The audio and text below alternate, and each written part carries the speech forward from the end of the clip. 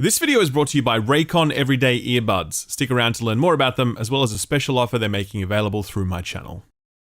Gamers! Hello and welcome to the pre-E3 week, which is now the pre-Key 3 week since E3 is dead and Jeff Keighley is the final boss of video games. That's right, on Thursday at midday Pacific time, the Summer Games Fest showcase will air, kicking off 4 straight days of live and pre-recorded showcases, hands-on events, and various other gaming shindigs being hosted in and around the LA area. From Cyberpunk to Alan Wake 2 to everything that Ubisoft and Xbox have got under wraps, this is going to be one hell of a week, and best of all, your boy's going to be there for it. A few hours after this episode goes live, I'll be hopping on a plane to LA to be there in the flesh, rubbing shoulders with various gaming luminaries before being escorted out by security when they finally realized that I didn't have an invite and snuck in dressed as a waiter. No, that's actually a lie, because to be honest, I've got an invite to pretty much everything being shown by every single publisher at this point. It's been months of hustle to get to this point, but I eventually did wear down all the PR people and they added me to the various lists. It means that in 4 days, I have 30 meetings booked. That's not an exaggeration, by the way. That's the actual number. So yes, it's going to be a lot. That's one of the reasons I wanted to bring this up in the intro, actually. You should definitely expect the content on the channel to be quite different for the next week and a half. You're used to polished, scripted content. You're often spared the sight of my ugly mug. That all changes for the next week and a bit. I'm going to be doing hands-on impressions after just stepping out of the booths, unscripted and often in collaboration with the people around me, because you always just hear my perspective on stuff, and I think it'd be fun to pull in some other people and have a bit of back and forth. One of those people may even be my editor, Austin, who will be accompanying me for this trip, so you may see some of him, but it's also probably going to be my Friends Per Second podcast buddies, since we'll all be over there together and we'll certainly be recording a special in-person episode as well. So if you've got notifications turned on, prepare to be spammed with hot takes for the next week or so. You may want to turn those off or on, depending on how much of a glutton for punishment you are. Either way, there's going to be a lot of content coming thick and fast, some of which I can't talk about yet, but I am very, very excited about it. Alright, so that's the week ahead, a lot to look forward to, a lot to be excited about. What about the week that was? Was that as exciting? Depends who you ask, really. Probably not if you work at Arcane Studios. Golem came along just when Bethesda needed it most, a bomb so thermonuclear that it quickly snatched away the worst game of 2023 award that Redfall seemed to have all but had in the bag. But just because Golem managed to temporarily distract us doesn't mean that Redfall magically disappears, and whenever it comes up, discussion quickly turns to one simple question: what the fuck happened? It's a question that's been at least partly answered by the very person you'd expect to answer it, Jason Schreier of Bloomberg. This week, he dropped one of his signature behind-the-scenes exposés, pulling back the curtain on what exactly went down at Arcane, Bethesda, and Microsoft in the lead-up to Redfall's doomed release. The truth is, about what we expected it to be, actually, but in some aspects, it's a lot more disappointing than that. Schreier reports that Redfall's abysmal critical reception was not remotely surprising to anyone who had worked on the game. Quote, "The project suffered from unclear direction, frequent attrition, and a perennial lack of staff, according to more than a dozen people who worked on the game, speaking anonymously because they were not authorized to discuss it publicly," end quote. Schreier revealed that development on Redfall started back in 2018 when ZeniMax, which owned Bethesda, was looking to sell itself. The company was at that time pushing hard into the live service space, resulting in some of the worst AAA releases in modern history, namely Fallout 76 and Wolfenstein Youngblood. Just as many of us had predicted, Redfall actually started out its life as a live service title, a co-op shooter where people would buy cosmetics to kit out their characters. But you never know, maybe they might have added a subscription service to it one day as well. Your monthly reminder that Fallout First still exists if you would like to give Bethesda money each month to make playing Fallout 76 less painful. Either way, the reveal that Redfall was initially intended to be a microtransaction platform is the least surprising aspect of Schreier's reporting, as the very nature of the title seems totally at odds with Arcane's core strengths, and really only makes sense when viewed through the live service lens. Schreier reports that project leads Harvey Smith and Ricardo Bear weren't able to provide clear direction on the title, and also weren't able to reconcile the multiplayer-style gameplay with the immersive sim-style gameplay that was Arcane's signature. There were constant references to games like Far Cry and Borderlands, but those games have about as much in common with an Arcane game as Super Mario 64 does. Less, in fact, and there was never a clear path forward for how to bridge that divide. The real kicker, though, was staffing, and this is where the story gets unexpectedly dire. Arcane Austin was only about 100 people strong when they made Prey, but morale while working on Redfall was so low that by the end of development, 70% of those 100 people had left Arcane Austin. It was also difficult to recruit new talent because ZeniMax had a reputation for lower wages, and since Redfall wasn't announced, Arcane couldn't recruit for the kind of people that knew how to make a multiplayer live service shooter. All the applicants they were getting wanted to make immersive sims, and it's a real shame they didn't get a chance to do just that. All of this continued after the Microsoft acquisition. Apparently, some people were hopeful that Microsoft's involvement would see the title cancelled, which is not a great endorsement of something currently in development. Others had hoped that it would be rebooted as a single-player title. Neither of these things happened, though Redfall would lose its PS5 port and its microtransactions, becoming a Game Pass title in the most pejorative use of the term. The rest is history really, but I want to come back to that 70% attrition figure from earlier. Redfall sucking is a disappointment, but to hear that 70% of the people who made Prey are no longer with Arcane Austin, I mean, that essentially means that Arcane Austin is finished. I mean, it still exists as a studio staffed with people, but those are not the people who had previously produced some of the best immersive sims in the history of video games. Redfall had previously seemed like this inexplicable misfire from a team of talented veterans. Now it's much more explainable because not only were Arcane working on a game they didn't want to make, they were doing it with a skeleton crew, many of the experienced hands having left to find greener pastures elsewhere. Did those people leave because they were being forced to work on some live service Borderlands-style microtransaction-driven boondoggle when they wanted to be making Dishonored 3 or Prey 2? We'll never know, I guess, but it's really shitty to see just how ruinous this live service push has been across so many parts of the video games industry. I'm not against live services, by the way, but only when they make sense. Getting Arcane to make a multiplayer live service shooter? That does not make sense. So much blood and treasure has been spilled in pursuit of that recurrent live service spending. So many studios downsized or lost after their projects end in inevitable failure. The whole chapter is like the MMO craze of the late 2000s, where every publisher was trying to spin up their own World of Warcraft competitor. Only now it seems to be going on for longer this time, and has resulted in far more casualties. This is Microsoft's day in the dock today, but Sony are putting most of their future development budget behind live service titles. 12 of them are in development right now. And yeah, man, I think Redfall is yet another cautionary tale that executives will be more than happy to ignore. Anyway, speaking of World of Warcraft, you guys been paying attention to what's going on with WoW Classic? I was very tempted to check out Classic when it launched, but what stayed my hand was the knowledge that no matter how badly we may want it, there's just no going back to the good old days. Vanilla WoW wasn't just the game client, it was the way we interacted with that client. I mean, we were totally clueless. This came out at a time when YouTube guides didn't even exist, and most build advice came from a forum called Elitist Jerks. Plus, we all had time back then because we were in school or college, which meant that we could happily sit in Silithus farming Essence of Air for 10 hours straight because what the hell else were we gonna do? Study? Fuck that. Now, the time-constrained adults who have chosen to return to the game are looking at the game's gold economy and thinking to themselves, do I have time to farm for flasks, or should I just buy some gold from a gold seller? And because adults have more disposable income than they do disposable time, they're buying the gold, supercharging the demand for it. It's resulted in a veritable gold rush for gold farmers, and though Blizzard has tried to ban as many of them as they can, Blizzard effectively threw in the towel last week when they added the WoW token to WoW Classic, a token that basically lets people buy gold legally.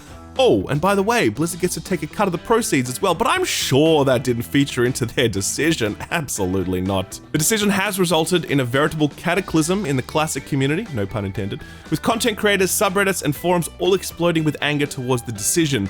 Blizzard are defending it, saying they've tried nothing and they're all out of ideas. No, they didn't say that, but they did say they categorized the war against gold farmers as essentially unwinnable and described the token as just one tool in their toolkit.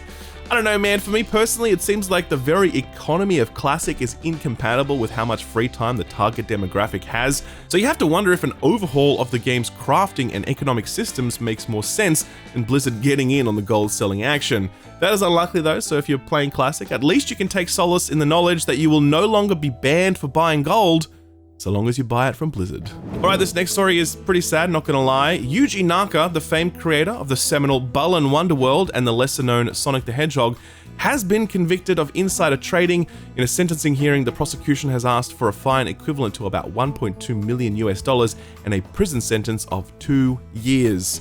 Yes, I know, consequences, etc. At the same time, it sucks to see people make bad choices and have to live with the obvious results, especially when those people co-created one of the most iconic video game characters of all time, Balan, but also Sonic. Ironically, all of this came about while Naka was working on Balan Wonderworld at Square Enix. That's a relationship that ended very poorly, with him being effectively frozen out of the final stretch of the development process for reasons that haven't been fully explained, but what little we do know doesn't look great for Naka. Either way, while he was there, he got wind that Square Enix were about to greenlight a Final Fantasy mobile title at a small studio which was publicly traded. Naka and a few other people in the know then bought shares in that studio, hoping to make a quick buck. Instead, they attracted the attention of the Japanese Securities Authority, and after having cooperated with that authority, Naka's day of judgment arrived. Prosecution's request is currently being considered by the judge, with Naka's lawyers requesting a smaller fine and a suspended sentence. We'll no doubt hear about the outcome of that over the coming weeks. Alright, how about some good news for a change? Why don't we check in with old mate Spidey? He and Miles are looking good. The recent gameplay showcase showing off Insomniac's trademark flair for set-piece chase sequences. There was one much smaller moment of the trailer though that captured a lot of people's attention, and it was this one. I'm not gonna make it in time. Miles, the hunters tracked Connors to the Harlem Fish Market. Blizzard. I'm on it. That little switch there certainly set tongues a-wagging. Would we be able to switch between Peter and Miles whenever we liked, a la GTA 5? The answer is basically yes. There are some caveats, however, like in the main story missions, that decision is made for you. But in the open world, you can switch between the two characters instantly with the press of a button. That's important because within the open world, there's going to be content that only Peter or Miles can do, so you're going to switch based on that, or just because you feel like mixing it up a little bit. Speaking of the map, it's a biggin. Insomniac have said that the map of Spider-Man 2 is roughly twice the size of the first game, which makes sense given that it now encompasses Queens and Brooklyn. Will a third game include a trip to Jersey so we can hang out at Satrial's and be like, oh, I'm swinging here? Anyone else want a Sopranos Spider-Man crossover, or is that just me? No, everyone definitely wants that, but it's never going to happen. Sad times. While we're doing updates on big, exciting games we're all pumped for, how about we check in on Armored Core 6? FromSoft are drip-feeding details about this one as we approach that August release date. This week they were chatting with X-Puta, who asked about the overall game structure and why the team didn't go open world. Here's what the game director, Masaru Yamamura, had to say, quote, "In the process of developing the sequel, there was also an opinion to make it in a different game style. However, as a result of discussions, it was concluded that it should not be made into a title centered on movement and exploration, such as Elden Ring or Soul series. In the Armored Core series, depending on the assembly, the movement performance of the character changes and affects the play, because that is the charm of the series," end quote. I know Armored Core fans are rolling their eyes at this question like, of course this is not an open world game, you idiot! But realistically, most people who know FromSoft today have only ever experienced their open world or semi-open world titles like Demon's Souls, Dark Souls, Bloodborne, Sekiro, or Elden Ring.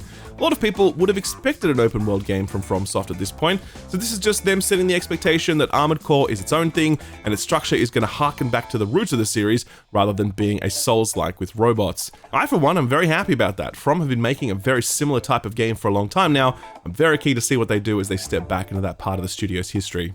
A quick lightning round to finish up. While Final Fantasy XVI is about to ship, work on Final Fantasy VII Remake Part 2, aka Rebirth, continues, with Square Enix hinting that a release date announcement may be imminent. The news comes from producer Yoshinari Kitase when he was questioned on the status of development. He said that things were going, quote, smoothly and according to plan, end quote, just the way we like it. I doubt we'll see Rebirth shipping this year, but early 2024? That's a solid maybe in my book. Last week, for some ridiculous reason, a rumor started doing the rounds that Sony was about to buy CD Projekt Red. It had no reliable source behind it, it was not grounded in reality, and it was just nonsense, utter nonsense. Regardless, the internet ate it up, and the rumor mill was churning. CD Projekt Red eventually came out to pour cold water on the whole thing, with CEO Adam Kaczynski saying, quote, "No, you idiots, that's a bullshit rumor. The fuck's the matter with you all?" End quote. Sadly, he did not use those exact words. I did remix his statement a little, but I do think that's what he was thinking when he offered up a polite but firm no during his most recent earnings call. Speaking of CD Projekt Red, they just announced that the Witcher series has sold 75 million units, 50 million of those being The Witcher 3. Given that each of us have probably bought like 6 copies of that game since its initial release, that 50 million figure makes a lot of sense. There are currently a number of Witcher sequels, spin-offs, and remakes currently in the works, so expect that 75 million to keep going up and up. One last CD Projekt Red tidbit, a bunch of their veterans have left the studio to form their own outfit. It's called Blank, and one of its defining founding principles is a rejection of crunch culture. I wonder what led them to that decision. The studio is only 10 people strong at the moment, but they're hoping to scale up to 50 people to support the development of an unannounced project, which they claim is a character-driven game set in an apocalypse with a twist or two. Well, I certainly hope so, because if you're going to make another game set in an apocalypse, You're probably going to need to find a new spin on it to keep things interesting. And finally, the Xbox Showcase is coming this Sunday morning, Pacific time. Xbox haven't given away much about what to expect, but just a few days ago, Xbox's VP of Games Marketing dropped this very important detail about what we should look forward to. Quote, "None of our first-party games in the show are full CG trailers. Everything is either in-game footage, in-engine footage, or in-game footage with some cinematics. Each of our trailers will be labeled, so will hopefully be clear for our fans," end quote. What the fuck? Actual gameplay at a first-party showcase? That is crazy. Didn't they watch the Sony showcase? That is how you do it. We need 5 trailers, CG only, all of them for live service titles releasing in the next 3 to 5 years, okay? If we see so much as a single frame of gameplay, Phil, we're going to be very disappointed in you. So what got announced or delayed this week? Well, here's one that I'm actually quite excited for. It's called Forever Skies, and this week it got an early access release date, June 23rd. This one's been on my radar for a while now, owing to its very strong, unashamed Subnautica energy. For all the breakthrough success Subnautica had, no game since has come close to matching its unique spin on the survival genre. Forever Skies is definitely gesturing in that direction, as you need to build your ship while avoiding the toxic wasteland below. Previews for this one have all been really positive, so hopefully the early access build delivers. It's exclusive to PC for the early access period. No word yet on whether or not it might make its way to consoles after that. Speaking of early access, the Pegasus edition has been in early access since October of last year, and it's hitting 1.0 on June 20th. It's a narrative-driven sci-fi grand strategy game about a pivotal expedition to the Pegasus galaxy at a moment when humanity's existence is threatened. That Expanse game that's on the way is a Telltale-style adventure game, so if you're looking for something a little deeper than that, perhaps this will fit the bill. This one is exclusive to PC and will probably stay that way since grand strategy games don't usually get much of a look in on consoles. Double Dragon Gaiden Rise of the Dragons is a new 2D side-scrolling beat-em-up just like the old ones were. The big difference here is the art style. When I first saw this, I was like, is this a mobile game? But no, it's not. It's coming to consoles and PC on the 27th of July. No mention of a mobile release at all, actually. I don't know, man. I feel like the more realistic art style of Double Dragon was always one of the main draw cards of the series, and this art here doesn't seem to be doing much. It's got some new characters though, one of which uses a gun. Feels a bit overpowered in a game based on punching and kicking, but okay. This one isn't listed for Game Pass or anything, but it definitely feels like it'll end up on at least one of those services at some point. WrestleQuest was that game I mentioned a little while ago, a retro-style adventure game like Zelda crossed with wrestling. Hell yeah, brother! That's my Hulk Hogan impression, by the way. Like and subscribe if you enjoyed that one. WrestleQuest copped an indefinite delay recently, but it turns out it's a lot more definite than at first thought, as a new date has just been announced, August 8th for all platforms. Big week for VR, wasn't it? Apple announced their new Vision Pro headset for the absolutely absurd and eye-watering sum of $3,500 US. I don't even know what to say to that. It's total insanity. It's like only the 5 richest kings of Europe will own one. At the more affordable end of the spectrum was the announcement of the Meta Quest 3. So this is Facebook's latest consumer-level all-in-one headset. Facebook obviously sucks at everything they do sucks, except for one thing and one thing only. Make a good VR headset. For real, they genuinely put out the best bang-for-buck headset on the market, and chances are good that the Meta Quest 3 will retain that top spot when it launches later this year. Most of the core stats are under wraps at the moment, but we do know the visor is significantly smaller and lighter than the previous generation, and the chipset powering it is stronger. The price comes in at $499 for the 128GB model, but the good news is that the Quest 2 is about to get a significant price reduction, down to as low as $299, which is ironically the price it used to be before Facebook bumped it up a little while ago. That is still a fantastic headset, and if you're just getting started in VR, I'd probably recommend that one, as the price to performance ratio is really absurd when compared to similar offerings. As Facebook announced this new kit, they also announced a slew of new VR titles along with it, some of them exclusive, some of them not. Titles include Asgard's Wrath 2, Stranger Things VR, Attack on Titan VR, Vampire the Masquerade Justice, and a Ghostbusters game. Most surprising to me though was Bulletstorm VR. Okay, you have my attention, but this next one has me standing at attention. And not in the military sense. Roll it, Austin.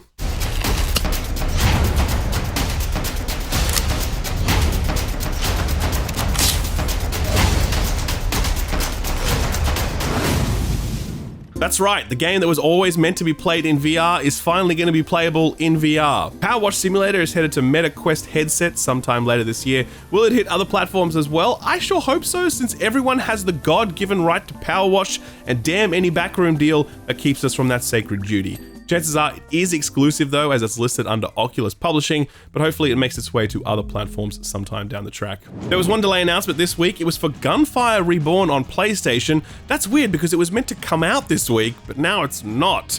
And there's no new date for that one either. The game has been playable on Xbox and PC for a long ass time, so this sounds like a certification issue, especially given the fact that they weren't willing to announce a new release date anytime soon. Hopefully they get it sorted and out the door soon, because this is a good one.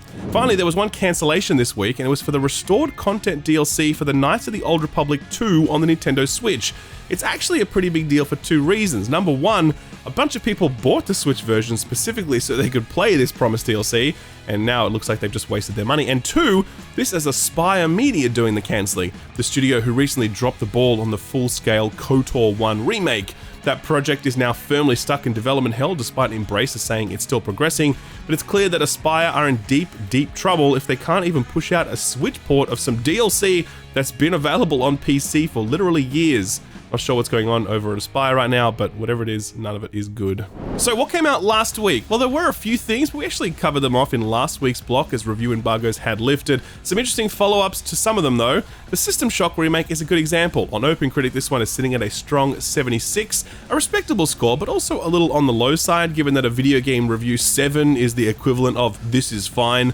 A lot of people feel like it's a lot more than fine, and I definitely sense some hostility to critic reviews from people who felt like the remake absolutely nailed the source material while retaining a timeless quality that many reviewers didn't seem to recognize. Steam reviews backed up that sentiment, with the title sitting at 93% very positive, a fantastic result.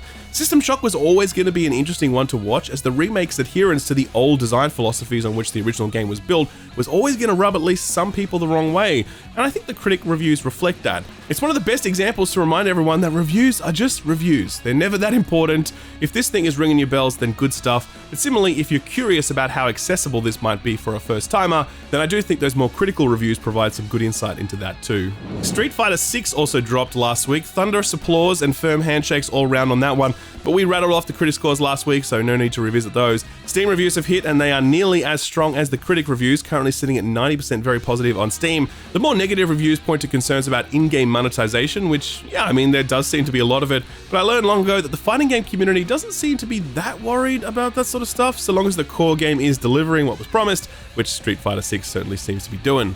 The other complaints are about Denuvo, the anti-piracy platform that's been proven to negatively impact both game performance and undermine game preservation. Most of the time this gets removed post-launch, so hopefully Capcom can make that happen sooner rather than later. Diablo 4 also released last week, sort of. It was just the early access period, but most people who were serious about picking this one up slung Blizzard that extra $20 to get in early. As we discussed last week, critic reviews were very positive, with the title sitting at a mighty 89 on OpenCritic. But Diablo 3 launched to an 88 on Metacritic all those years ago, and we all know how the narrative of that game shifted post-release. There's already a little bit of that happening as people reach the endgame and lament some of Diablo 4's biggest shortcomings, namely itemization, dungeon design, boss design, and the feeling of progression being muted by the way the open world and world tier system work.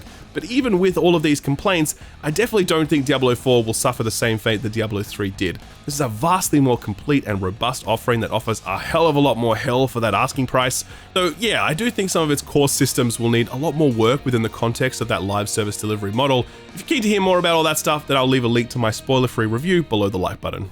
So what's coming out this week? Well, technically speaking, Diablo 4, but we've already talked that one to death. So how about Amnesia the Bunker, arriving today for all platforms bar the Switch? This is another one of those very creepy first-person survival horror games. This one's set in a World War I bunker, and yeah, it's difficult to imagine many real-life locations that would be scarier than that. This one has had a number of micro delays, but it's finally here, and interestingly enough, it's also day one on Game Pass for both PC and console, so that's pretty good. MotoGP 23 hits all platforms on the 8th. It's a motorcycle racing game, I think. It's literally all I know about it. MotoGP fans, I hope it's good.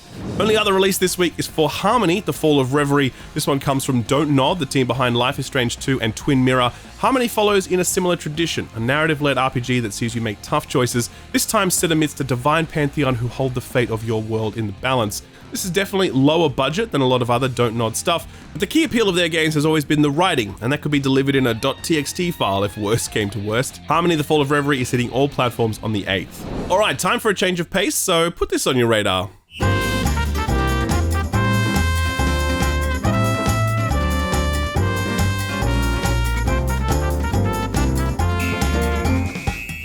Look, I'm not sure what else I can say about this one over and above what you're seeing with your own two eyes.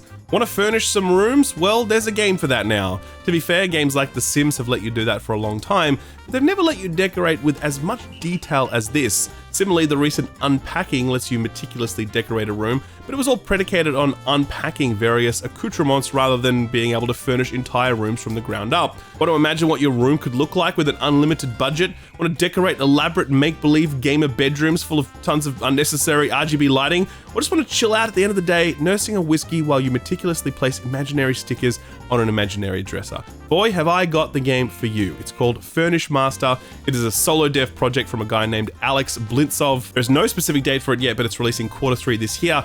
If it takes your fancy, then be sure to wishlist it, as that always helps out developers in a big way. If you want to do that, I've left a link to Furnish Master over on my Steam Curator page, which also has links to all of the other put this on your radar stuff I've recently covered. I'll leave a link to all of that below the like button. Sort of free stuff time now, and not a huge amount to shout out this week, as we did Prime Gaming, Games with Gold, and Game Pass last week. We do have an epic refresh as always though. Right now they're giving away Midnight Ghost Hunt. It's a 4v4 game of hide and seek where a team of ghosts try to hide from a team of ghost hunters. It's meant to be pretty good, but Steam reviews point to issues relating to low player counts. So if this one interests you, then grabbing it on Epic is absolutely going to be the best way to play it, as you can assume that player populations will be nice and healthy for at least a little while. As for what's next from Epic, it's another one of those mystery titles, which is usually a good sign. That new mystery offering will go live on the 9th. The monthly PS Plus lineup was revealed, and it's a mixed bag. It's pretty good if you like basketball, because NBA 2K23 is on there. If you're looking for something a little more, dare I say, fun, then perhaps you might be interested in Jurassic World Evolution 2, the park building management sim where you build your own version of Jurassic Park and see how long you can last before nature finds its way. That's a good game, by the way. Make sure you download that one. The third offering is definitely more of an acquired taste. It's called Trek to Yomi, and it's a Kurosawa-inspired 2D cinematic epic. Classic revenge story that sees the hero journey to the underworld itself in pursuit of justice. This is some pretty shitty gameplay, I'm not going to lie to you. It's also one of the most beautifully framed games I've played in a long time, and the cinematic quality of this really got it over the line for me, despite some big shortcomings elsewhere. It's only a few hours long, but if you're in the mood for something a little different, a little arty maybe, I really do recommend it. It's definitely worth your time. Now, feel-good story for the week is, I don't know if it's feel-good, but it's definitely funny, at least I think it is. So one story that I haven't covered yet is what's going on with War Thunder. It's a bit of a complex situation and it's been going on for a while now. But long story short, Gaijin, who developed War Thunder, recently announced a raft of economic rebalancing changes that the player base, I'm trying to think about how to put this politely, fucking hated. The intent of the changes was to push more people to a premium subscription by making the existing game more painful to play. Not unlike Fallout First, actually. Always a great week when I get to shout that one out twice. Anyway, players were so angry with these changes that they formed a player union to not only speak on behalf of players and demand the changes be reversed, but also organize a boycott, a day of action intended to demonstrate the staunch and unwavering opposition to these changes and the iron will of the player base standing against them.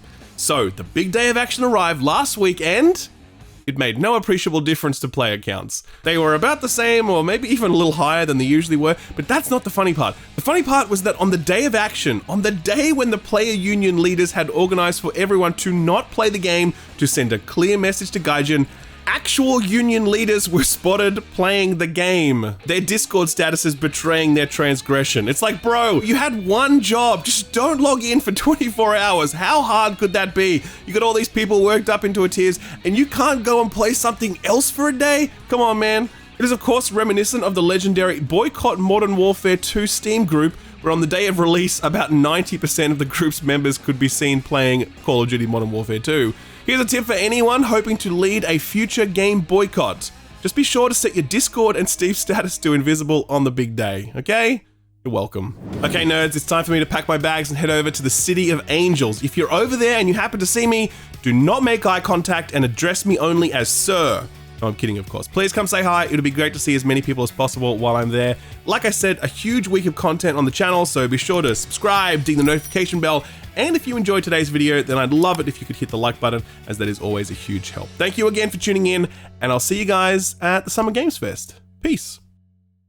For many years now, I have been using Raycon wireless earbuds. They reached out to me a long time ago and sent me a pair, and since then, they've just been a part of my everyday routine. Going for a walk, heading to the shops, going to the gym, whatever. When I leave the house, it's wallet, keys, Raycons. It's because Raycons get the job done at a really reasonable price. They actually start at half the price of premium audio brands without having to compromise on features or quality. For example, they have earbud tap functions allowing you to pause or skip songs without having to touch your phone.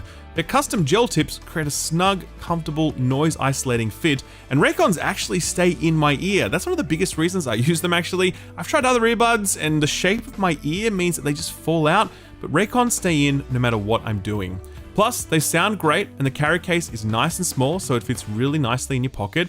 It's no wonder then that Raycon's everyday earbuds have over 50,000 5-star reviews. Raycons offer premium audio and convenience at a very reasonable price, perfect for yourself or maybe as a gift, since everyone needs a pair of earbuds, right? If you're ready to buy something small that'll make a big impact, then click the link in the description box or go to buyraycon.com/skillup to get 15% off your Raycon purchase.